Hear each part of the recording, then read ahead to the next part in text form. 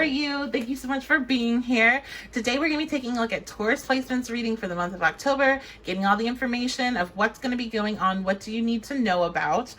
This is a general energy reading, so only take the information that resonates, leave anything else behind that doesn't.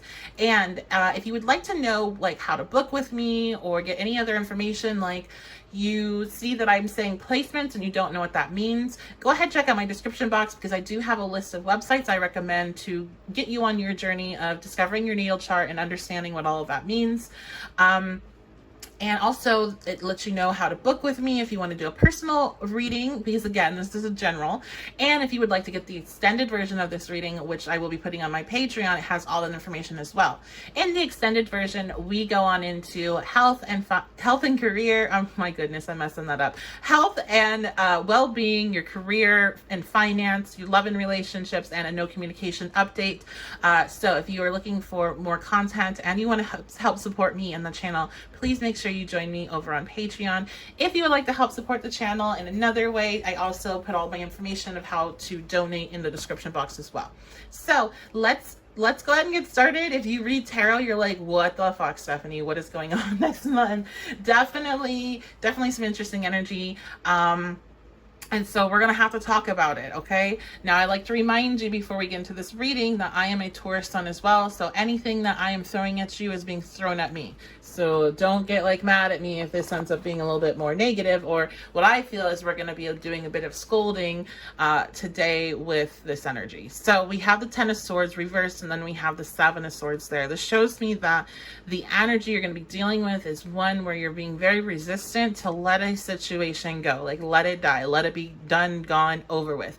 You are not entering into that energy that I like to see, which is the 10 of Swords, which means that you finally are done with it and you're going to be moving on to the next space. You're resisting hitting that, okay? The 7 of Swords being there means that there's some deception involved in this situation you're not walking away from. This could be self-deception. This could be deception from the other person. It could be both. Oh, I forgot to draw out my tea leaf card, so we're going to have to do that on the spot. I can't stand shuffling these. Okay, let's go ahead and get some tea leaves to see what else. Okay, we have Chairfield. Somebody new is entering in your life. Oh, someone new. Okay. Tree. Affairs with family.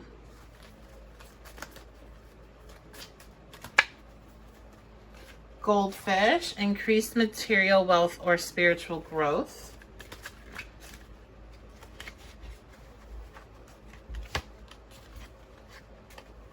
And we have Tiger, doing something risky, taking a chance, along with Cracked Cup, dissatisfaction with life. So that definitely, to me, seems like it goes together. So what I might be seeing here, to be quite honest, is there could be a situation that is popping up with another person. This can be like a romantic situation, or it could be a friendship, but it seems like this person that's coming in is shifting your energy where you're feeling more like you're not happy with what you're currently, like what your life is currently like right now. And this person seems to like inspire a different side of you. But it's something that's definitely risky. And I feel like this is an energy, while it's a new person, it's an old energy coming back into your life. So you've been attracted to or been around these type of people before. And it's almost like a test to see like, hey, are you going to go back into that? Are you going to deceive yourself into thinking this is a healthy dynamic or a good situation because you feel so good in it? Or are you going to see that like, hey, this is not what I'm wanting? So again, with the spiritual growth down here with Goldfish, that's what I'm leaning on more than material wealth. I feel like this is going to be a really important lesson to kind of see where you're at. I'm hearing an assessment, so it's like a test to see where you're at in your consciousness and how much you have worked through. So that's not to say like, hey, anybody new comes into your life and like I'm seeing that meme where there's like somebody sitting there with a gun next to a door that has a bunch of locks and it's like locked up the doors, like nobody new's entering my life. I'm not saying to step into that energy, but I'm just saying to be aware. If something brings that like, this is amazing, wonderful, and beautiful, and it's almost like you're high, that right there needs to be a flag. That's just usually, that is a sensation that comes on when it's a dynamic that's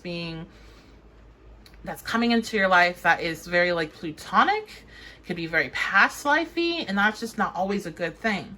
It's definitely romanticized in the community a bit, but you just don't, if you're in a situation where you feel very, very drawn to somebody and you feel like they're just amazing and they're going to make your life amazing and everything's going to be beautiful and amazing and perfect, that is just, it's usually not the case. It's usually a lesson. It's usually a wrap up of a lesson from a previous life or something along those lines. So that's what I see, that's what I see here, to be quite honest. Now we have affairs with your family.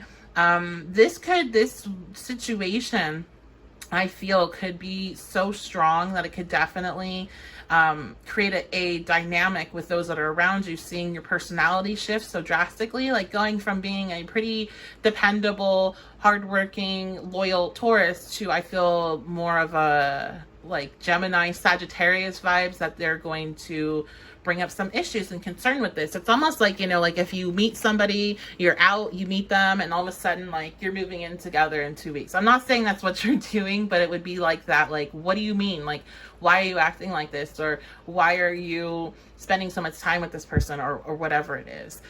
What you need to be really aware of in this dynamic is that you are dissatisfied with your life in some way. And you need to see what is that you're dissatisfied with, and how can you correct it in a healthy way. And if you feel like going off the deep end and just being like, fuck it, I'm just going to do whatever feels good in the moment, just know that that's not going to leave you feeling satisfied. And you might create some more problems that you have to then fix on top of dealing with you not feeling satisfied in your life. So just don't deceive yourself. And I feel like you all are going to see those red flags with whatever this behavior is and however you're acting very clearly, and with the Seven of Swords there. And you just need to really listen to it. Like, don't try to push it away. Okay, let's see. And the thing I get with this is like, whoever's coming in, they're not like, and again, this could totally be a friend, because this would be like somebody that you meet that's like, hey, let's go do this, let's do that, and doing things that you normally would be against doing, or you wouldn't be doing.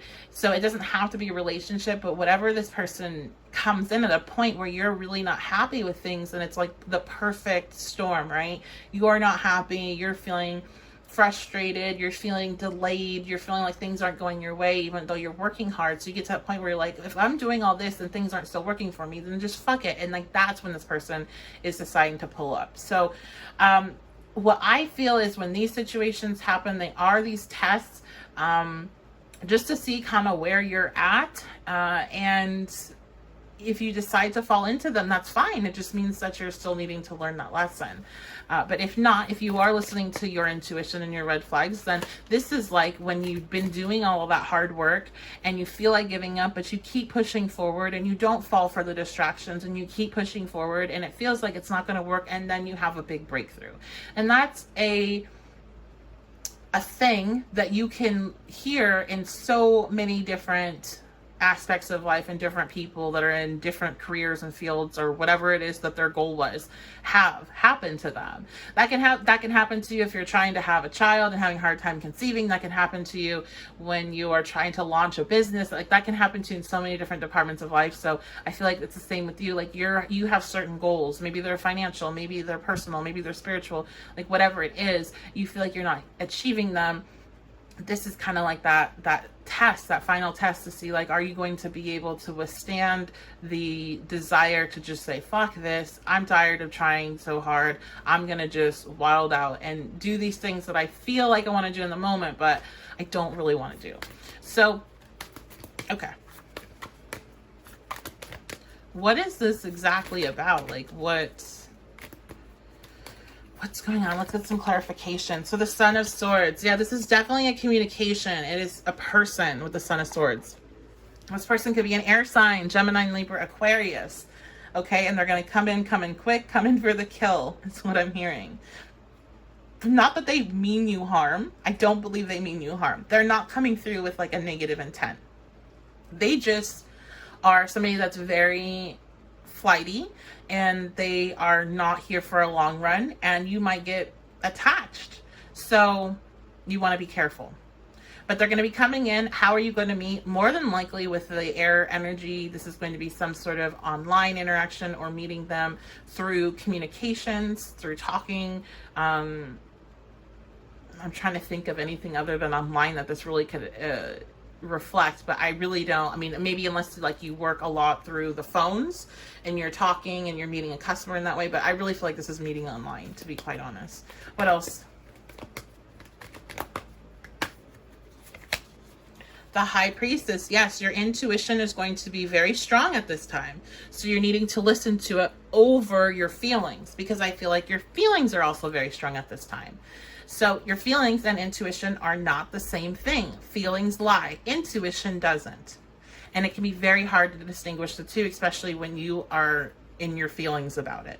So one thing I'm hearing, I think if you all have like a friend that is very intuitive, even if they don't have to read cards or anything, but they're just very intuitive and you trust them in that way, talk to them about this person and the dynamic and what's going on and see what they have to say, is what I'm hearing.